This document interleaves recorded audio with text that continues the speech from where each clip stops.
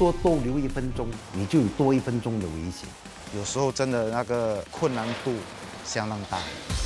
我会有机会去驾到这些名贵的跑车，还蛮兴奋一下的。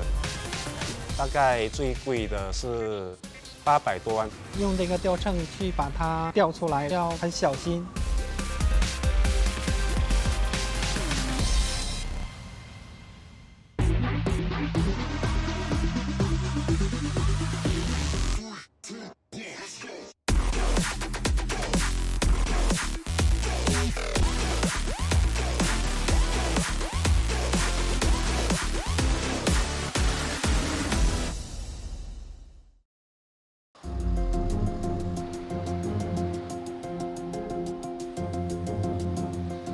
拖车司机好像公路清道夫，发生交通意外时，他们将出事的车子移走，确保公路畅通。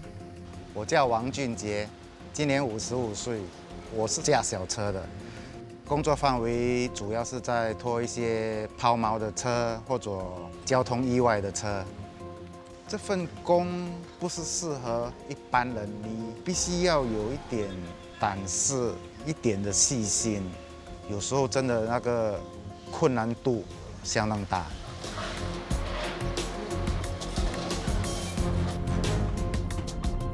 当这些车祸还是车坏在马路上，就好像是受伤。那我们这些拖车就好像拖车的救伤车，赶快到现场把它拖去医院里面，也就是车厂里面去救。所以也无形当中在帮助很多人。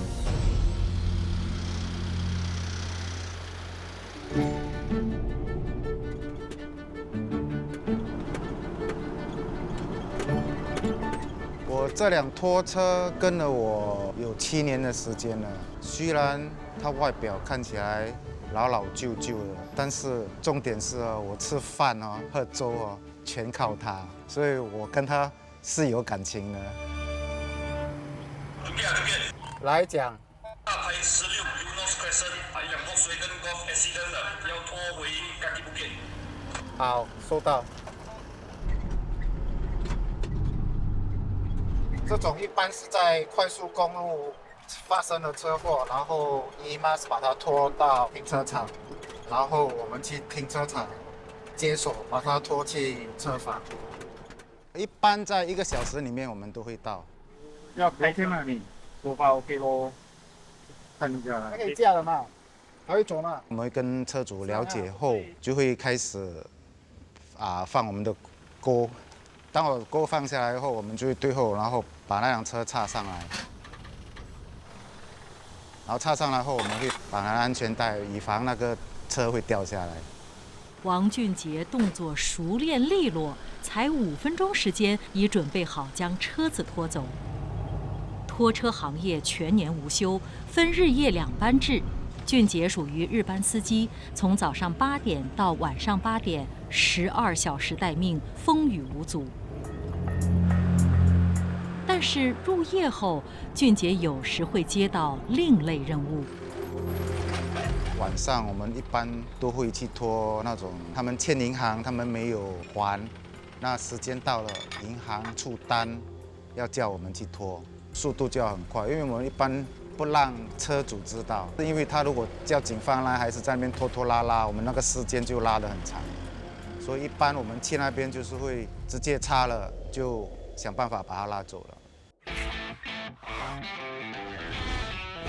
这些新车都是没有车牌的，所以他们不能够在路上行驶。我们就会把新车装上车，然后拖去指定的一个地方，这样子。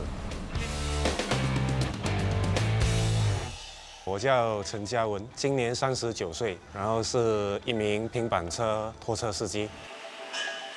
我主要拖的都是一些比较名贵的跑车，我们都会帮顾客拖去做一些修理或者保养，或者每年的一个例行的检查。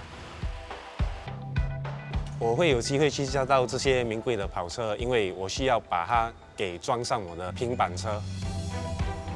感受还蛮不错的啦，蛮自豪一下的，蛮兴奋一下的。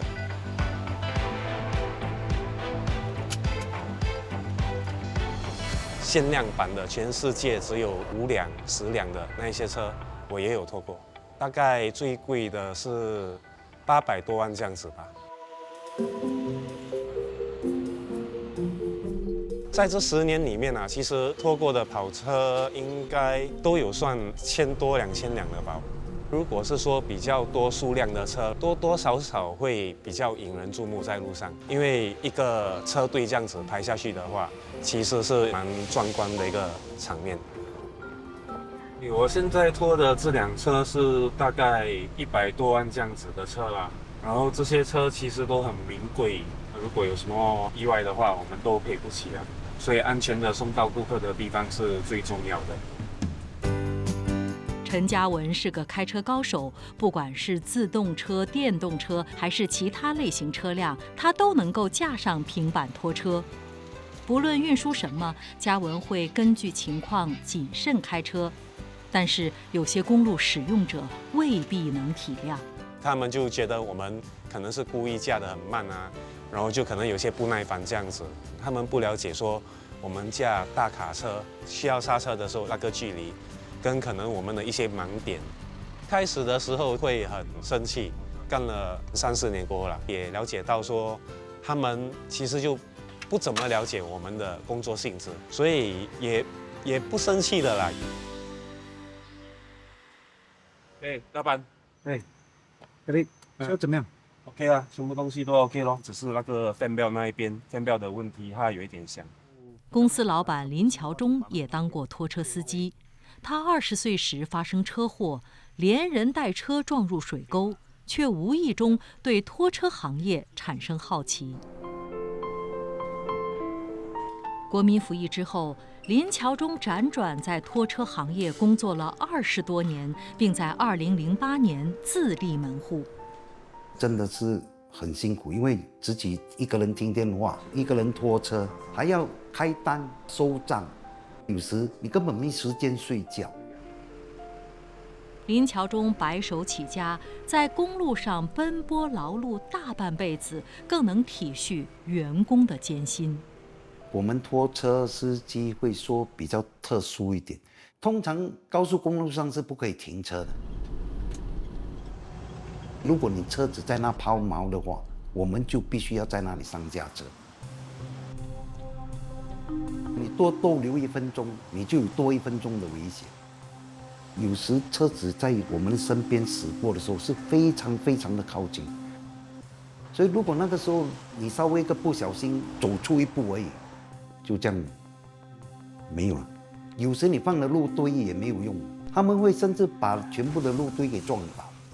我们公司也发生过几次的司机被撞，拖车被撞。当我看在车祸现场的时候，那个司机已经倒在马路中间，看了整个情况很难过，真的很难过。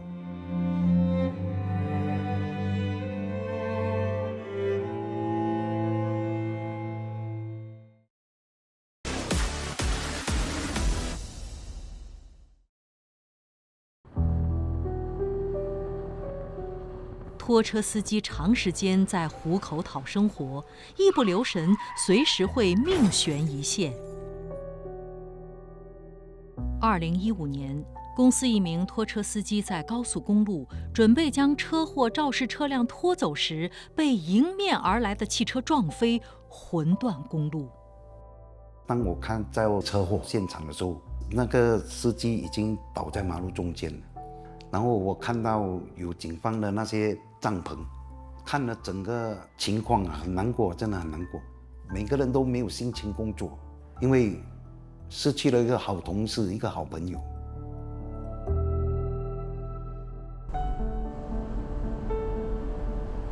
这里就是发生车祸的地点。陈嘉文当时也赶到现场，想见同事最后一面。第一时间收到的那个消息的时候，是很不愿意相信的一个状态吧。当下的心情就开始越来越复杂了。当然，这份工作也是辛苦啦、危险啊。起初开始的时候，尤其是父母都会比较担心，他们的顾虑我都尽量去安抚他们这样子啦。在马路上拖车是相当危险的，随时会被来往的车撞到，所以是好不容易赚的血汗钱。有时候常常会遇到一些状况，就是一些车从右边或者左边，它直接刺进来前面，所以它以这样的距离的话，我们的刹车刹不稳，不是撞呢，要不然我们的车会 skid 出去，所以是蛮危险的。有人说，人生好比开车一样，掌握好方向盘才能抵达目的地。王俊杰曾经一度沉沦毒海，在人生中迷失方向。他2015年因吸毒而坐牢。我本来是被关1年的，那如果有这个 work release program 的话，我可以早半年出来。所以那时候老板就进去里面就 interview 到我。我请工人，我不在乎他的过去啊，我只希望做现在跟未来，他能不能够改过而已。我做了3天后，我就不想做了。后面拖着车撞到还要赔。那时候跟前辈去那个多层停车场看他们拖车，我看了我自己都怕。如果我不做的话，我又担心很难向监狱那边交代。但是奇怪啊，做半年过后，越做越爱上这份工作。处在人生十字路口，2018年，俊杰又因为涉毒再次入狱。他隔年恢复自由，找回旧东家。他刚开始的时候是给我很多麻烦，但是他既然想决定说要做，那么我的看法是给他个机会了。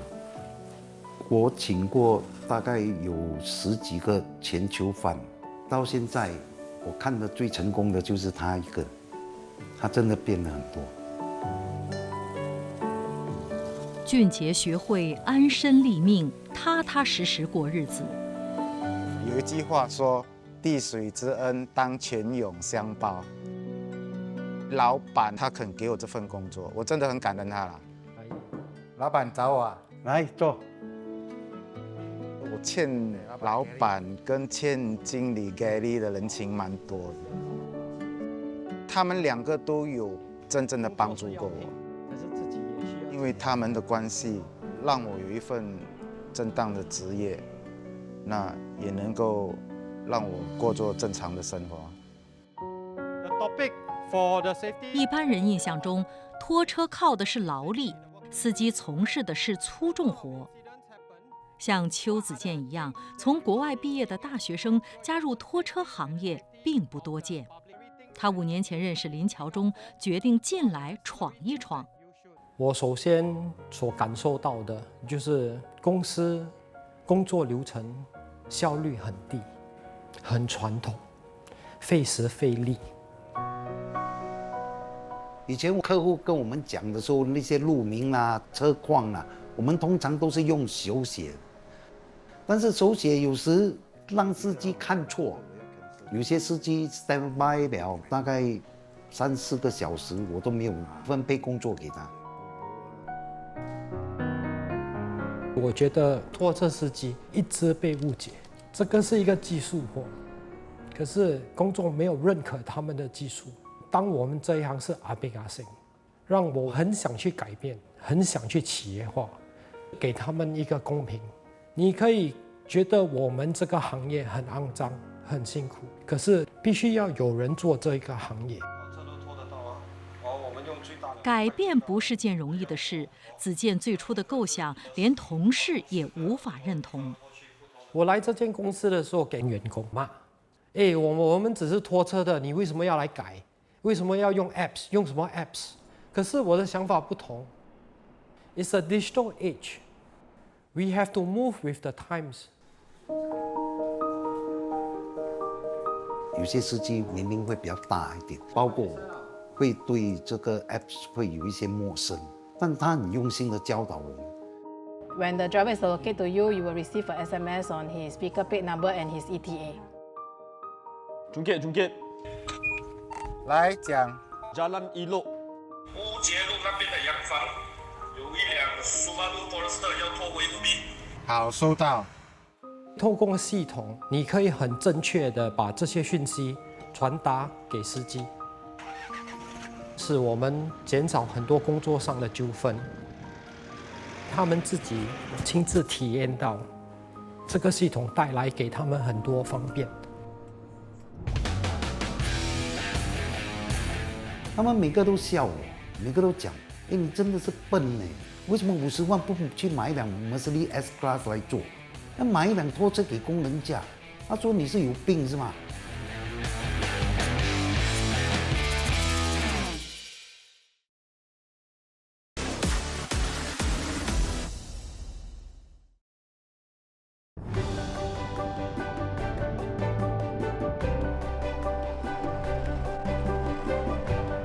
我觉得这条路上有新加坡最美的风景线，两边可以看到海，看完了心情很舒畅。这边的风景跟我的老家内蒙古的风景很不一样。我叫徐猛，今年34岁，13年从内蒙古来新加坡，到现在大概9年多。我现在是 PR。我通常驾的是小辆车，如果重型车呀或者平板车那边忙，我会换车。我是不固定的，我算是我们公司的全能司机。我们中国那边驾驶在左侧，然后这边是在右侧，所以你刚过来的时候就要去适应它。开始的话都是要把几条 highway 记住之后，然后再记小路，完全靠死记硬背的。公司给我们地址了，然后我们去那种书本的指南上面找。因为你对这个路名不熟的话，没有记住就要走错路了。Okay, the driver there, the key inside driver waiting. 现在公司这边有一个 app， 导航很简单的，就是你直接操作点就好了，就可以去到。徐猛驾驶的重型拖车是林桥中在6年前以50万元买下的。他没料到，竟然沦为朋友间的笑柄。重型的拖车，再加上起重机，这也是新加坡的第一辆。我的一些朋友，他们每个都笑我，每个都讲：“哎，你真的是笨呢！为什么50万不去买一辆 Mercedes S Class 来做？要买一辆拖车给工人驾？”他说：“你是有病是吗？”工欲善其事，必先利其器。我不会后悔，因为这辆车真的带给我们很多的方便，而且在工作上也变成我们有足够的资源了。遇到的就是那种弯呐，掉进很深的龙沟，那种我们要把它拿出来就要很麻烦、很小心，用这个吊秤去把它吊出来，然后再反到马路上。这样的庞然大物在公路上行驶，并没有占到便宜，徐猛反而要比别人更小心驾驶。车身宽，走在路上不小心会吃到另一条路，而且有很多盲点，稍不小心很容易发生意外。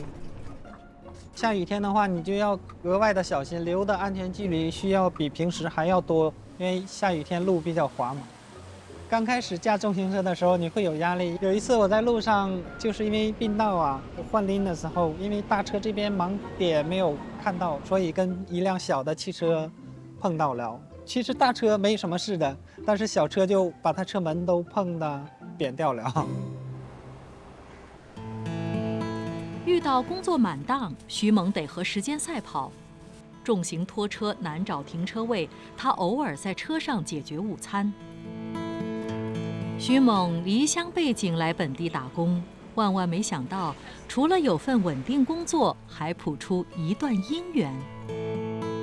老板林桥中的女儿孙柳7年前到公司处理行政事务，与徐猛相识。我刚过来的时候，考驾照需要3个月的预约，然后就在 office 帮忙做一些东西。去接他们。我们吃的什么都比较合胃口啦，所以就经常一起出去吃饭啦。爸爸，这车坏了，那你帮忙我拖走吧。我们2018年结婚的，现在有2个 baby， 大的4岁，小的2岁。公司就像家一样，凝聚成巨大的向心力。现在林桥中的车队有40多辆大大小小的拖车，有100多名司机。陈嘉文在这里工作10年，跟着公司一起蜕变成长。他已升任营运组长，直接与顾客接洽，安排拖车行程。整个礼拜 OK all the way 在走的工作，一定都蛮 OK 一下的啦。同事遇上棘手拖车状况，他会启动紧急应对小组提供支援。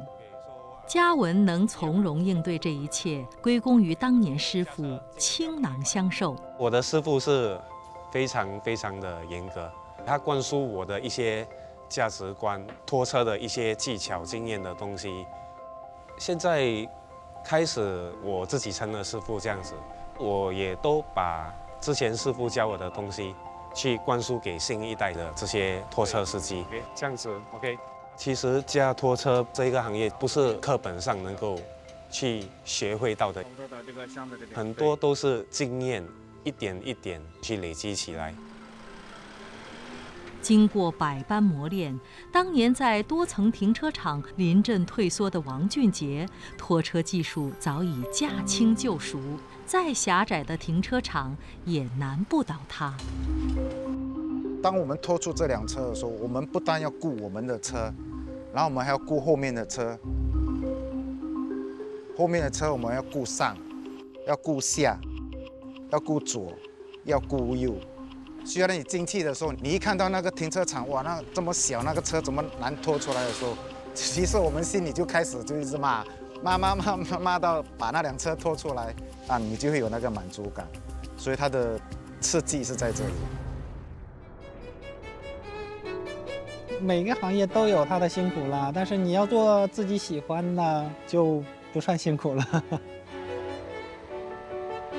我在这一行对这份工作接下来的发展跟未来，还是其实充满蛮多的期待的。